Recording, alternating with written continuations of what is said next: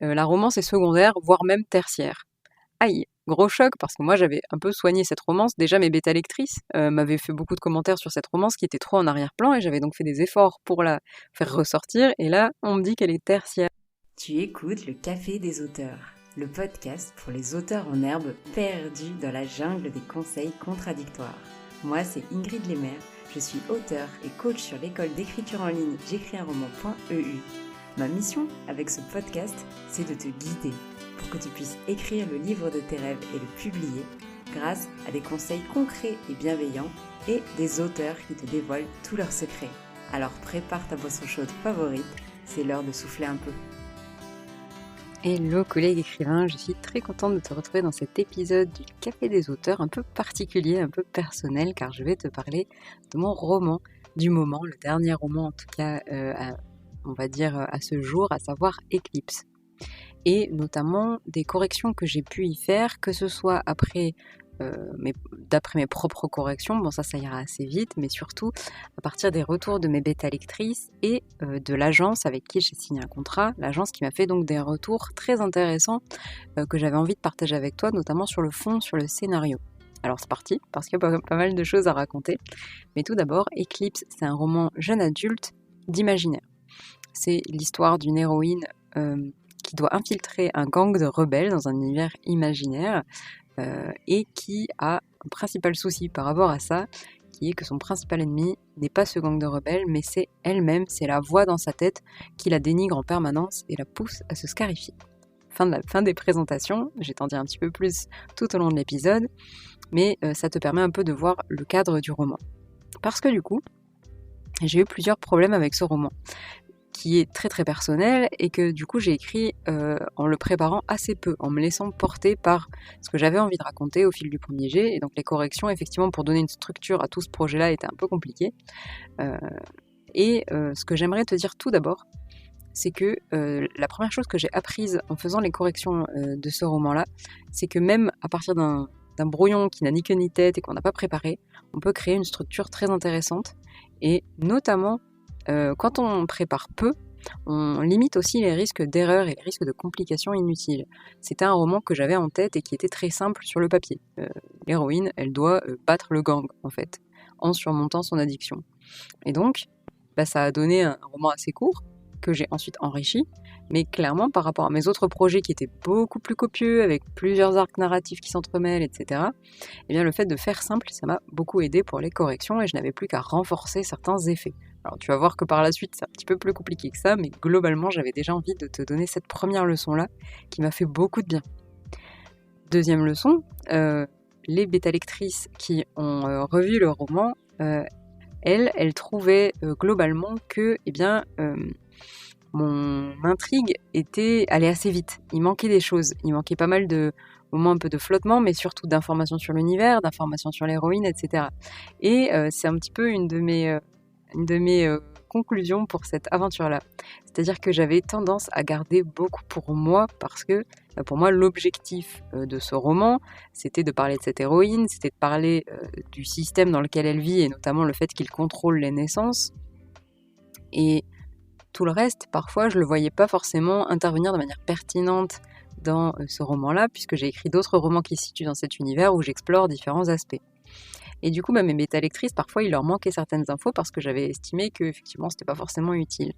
Ma conclusion, donc, par rapport à ça, c'est que clairement, quand on a créé un super univers imaginaire génial, on sait bien qu'on peut pas tout mettre dans notre roman, mais en même temps, il faut pas oublier un petit peu le côté contexte. Et parfois, même une info qui est très éloignée de l'action en cours, en fait, elle peut avoir une importance capitale sur le fonctionnement de l'univers. Je te donne un exemple tout simple. Mais l'héroïne de mon roman est militaire, c'est une guerrière. Et je donnais pas forcément énormément d'infos sur la guerre en cours, qui sont les ennemis, depuis combien de temps on est en guerre contre eux, etc. Parce que les rebelles en question, ils sont encore ailleurs dans ce système-là. Donc pour moi, c'était pas très pertinent.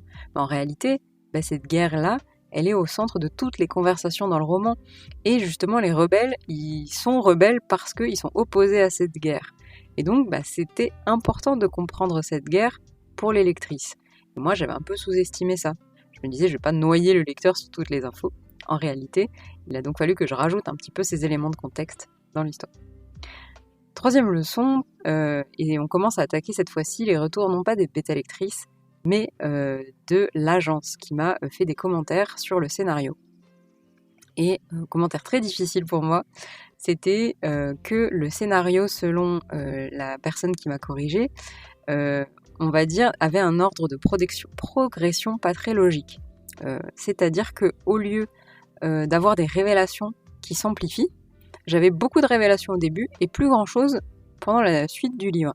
Et c'était complètement voulu et assumé, parce que pour moi, le but de ce roman, c'était de ne pas faire de mystère, de ne pas dire « Oh là là, l'héroïne, elle est comme ça parce que dans son passé, il y a tel événement. » Tu remarqueras que je ne te spoile pas.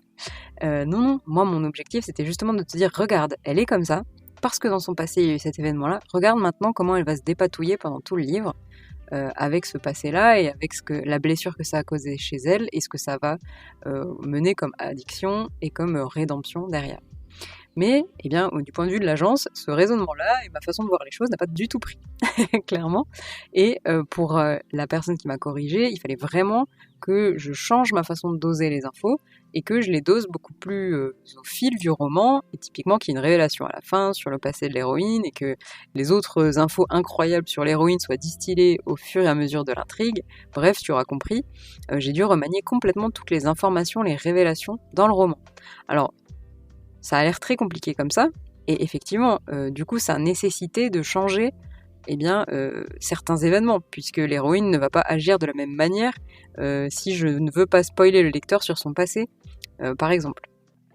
Et notamment parce que j'ai dû remanier beaucoup, il y a un combat final que j'ai dû complètement remanier, puisqu'il fallait que j'amène un peu la grosse révélation qui est révélée pendant ce combat final, et donc la fin du combat, le début du combat ne sont pas les mêmes, les motivations de l'héroïne apparentes ne sont pas les mêmes, et d'ailleurs les motivations de l'héroïne tout au long du roman ont changé du coup. Et tout ça, eh bien, ça faisait partie du fait de changer un petit peu les révélations et les répartir différemment sur le roman.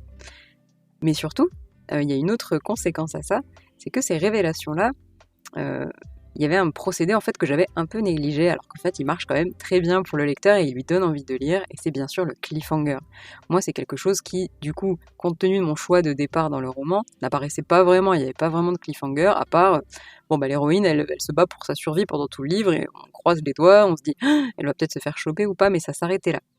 Or, en rajoutant des révélations, on rajoute aussi la possibilité de créer des cliffhangers, de créer de l'intensité dramatique à différents moments du roman, et pas que pendant le rush final, entre guillemets. C'était un petit peu le cas là que j'avais au départ. Et du coup, j'ai pu... Alors, la personne de l'agence m'a conseillé, en fait, de rajouter ces cliffhangers-là, mais j'ai aussi pu y réfléchir vraiment. Parce qu'en fait, même si elle m'a conseillé d'en rajouter, on ne peut pas rajouter artificiellement un cliffhanger. Sinon, c'est un truc qui tombe à l'eau au bout d'une seconde. C'est « mince, j'ai perdu un tel » et dès le début du chapitre d'après, on a retrouvé un tel. Tu vois ce que je veux dire ? Là, il fallait un petit peu que je me questionne pour me dire est-ce que je peux vraiment faire un vrai cliffhanger à la fin de ce chapitre-là, étant donné qu'on n'a pas cette information-là et qu'au début de l'autre chapitre, il se passe ça. Et parfois, ça marchait très bien. Il me suffisait de peu de changements pour créer cet effet de cliffhanger. Parfois pas du tout. Parce qu'en fait, l'intrigue que j'avais écrite moi à la base, elle était assez linéaire et elle suivait son cours. Et du coup, il y avait des moments où c'était pas possible de faire un cliffhanger, puisqu'on retrouvait l'héroïne un peu au même état le chapitre d'après. Je pense que tu vois ce que je veux dire de toute façon. Mais j'ai bien aimé me rendre compte un petit peu effectivement de l'importance en fait de ces cliffhangers aussi pour le lecteur. Moi, j'avais tendance à voir mon récit comme un tout, on va dire, comme une continuité un peu absolue. Et en réalité, on peut créer un peu des légères cassures qui vont questionner le lecteur, le bouleverser un petit peu, et ensuite, effectivement, raccrocher les wagons pour qu'on revienne à l'intrigue de base. Voilà un petit peu pour les premières leçons qui m'ont été enseignées par la personne de l'agence. J'en ai une dernière que je trouve vraiment assez drôle, donc j'en ai parlé d'ailleurs dans mon dernier live d'écriture. Il s'agit de la romance que j'avais rajoutée, une romance un peu slow burn. Je pense que si tu connais pas ce terme, c'est simplement une romance qui prend beaucoup son temps, qui figurait en filigrane de l'intrigue, en intrigue secondaire, une romance que l'héroïne va connaître. Et en fait, ce qui est assez drôle, c'est que la correctrice m'a dit la romance est secondaire, voire même tertiaire. Aïe, gros choc, parce que moi j'avais un peu soigné cette romance. Déjà mes bêta-lectrices m'avaient fait beaucoup de commentaires sur cette romance qui était trop en arrière-plan, et j'avais donc fait des efforts pour la faire ressortir, et là on me dit qu'elle est tertiaire, donc j'ai encore davantage renforcer un petit peu les événements qu'il y avait, leur intensité, leur impact sur l'héroïne, mais surtout l'impact sur l'histoire. Parce qu'effectivement, pourquoi la romance était tertiaire ? Parce que on comprenait moins bien les motivations de l'héroïne par rapport à cette histoire-là, elle était moins liée au reste de l'intrigue. Et pour donner de l'importance à une intrigue secondaire, il ne faut pas forcément rajouter des tonnes dans l'intrigue secondaire, il faut surtout renforcer sa connexion avec l'intrigue principale, et c'est donc ce que j'ai pu faire pour cette romance-là, et ça a globalement bien fonctionné. Voilà un petit peu pour ce petit épisode sur les leçons que j'ai apprises en corrigeant mon roman Eclipse. Je pourrais en raconter énormément d'autres, j'espère t'en dire très bientôt davantage sur ce roman-là qui est un plaisir en tout cas pour moi, un roman très personnel et que je vois suivre son chemin de roman on va dire, donc j'espère te donner bientôt des nouvelles. Merci en tout cas d'avoir écouté cet épisode, j'espère qu'il t'aura aidé de manière générale pour ton roman à toi. N'hésite pas en tout cas à me faire part de tes commentaires, à m'écrire par exemple sur Instagram, @j'écris un roman. Je serai ravie de discuter avec toi de ce sujet et je te dis à la semaine prochaine au Café des auteurs. Merci beaucoup d'avoir écouté cet épisode jusqu'au bout. S'il t'a plu, tu peux lui laisser 5 étoiles sur Spotify ou Apple Podcast ou encore le partager à un collègue auteur. Et pour aller plus loin, tu peux rejoindre la communauté des auditeurs du podcast sur j'écrisunroman.eu/hello pour écrire avec nous, papoter ou encore me poser toutes tes questions. Et moi je te dis à bientôt au Café des auteurs.